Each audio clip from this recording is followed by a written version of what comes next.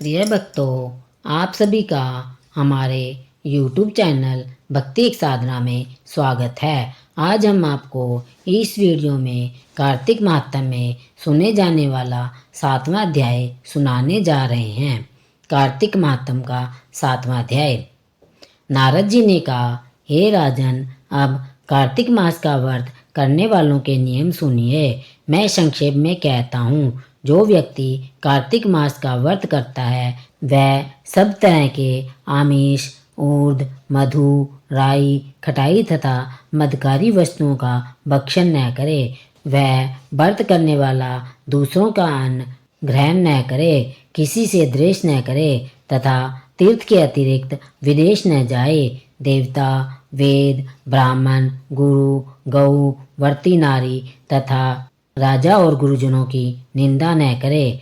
कार्तिक मास का व्रत करने वाला दाल, तिल, तेल, पकवान क्रिय किया हुआ पक्का भोजन न ग्रहण करे।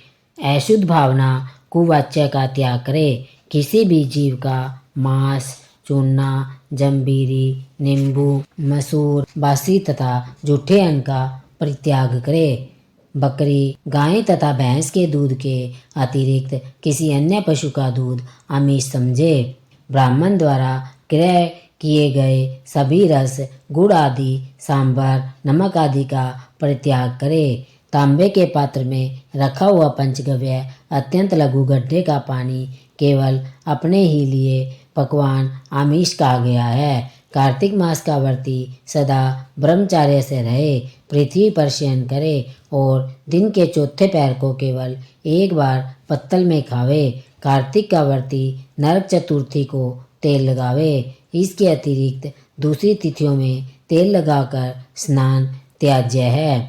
कार्तिक व्रती मनुष्य सिंगाड़ा, कोहड़ा, प्याज, भंडा, गाजर, मूली इन सब वस्तुओं को ग्रहण न करे। लौकी, भंडा, कोहड़ा, कटेरी का फल, तरबूज तथा केत इनको कार्तिक मास का व्रती त्याग दे। व्रती मासिक धर्म के समय स्त्री से चंडाल, पापी, ब्राह्मण द्रोही और नास्तिकों से संभाषण न करे। उपयुक्त मनुष्यों, कुत्तों तथा कौओं द्वारा दृष्ट पका भोजन, सूतक के समय का पका भोजन, 2 बार पकाया हुआ जला अन्न न खावे। अपनी शक्ति के अनुसार कुछ चंद्राद्यादि व्रत श्री विष्णु भगवान की प्रसन्नता हेतु करे और पूर्व वर्णित नियमों का पालन करे। कार्तिक व्रत करने वाला प्राणी प्रतिपदा को कुम्हाड़ा, द्वितीया को कटहल, तृतीया को तरुणी स्त्री, चतुर्थी को मूली,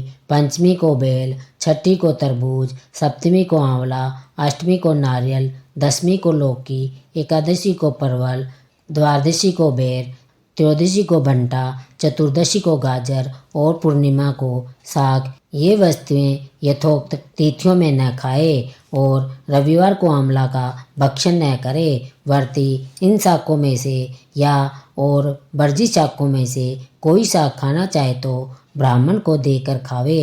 यही विधान माघ मास के व्रत के लिए भी है। देवोत्थानी एकादशी में पूर्वोक्त विधानानुसार नित्य जागरण, गायन, वादन आदि करे। इस प्रकार विधिवत व्रत करने वाले व्रती को देखकर यम के दूत जैसे सिंह की गर्जना से हाथी भाग जाते हैं, उसी तरह वहां से भाग जाते हैं। यह कार्तिक व्रत सब व्रतों में श्रेष्ठ है। इसके अतिरिक्त जितने व्रत यज्ञादि है वे सत्संख्या होकर भी इनकी तुलना नहीं कर सकते, क्योंकि यज्ञादि करने वाले प्राणी केवल स्वर्ग में ही निवास करते हैं, किंतु कार्तिक व्रती उससे श्रेष्ठ बैकुंठ लोक में जाते हैं। इस जगत में भुक्ति मुक्ति दाता जितने भी पुण्य क्षेत्र है वे सब कार्तिक व्रती के शरीर में निवास करते हैं।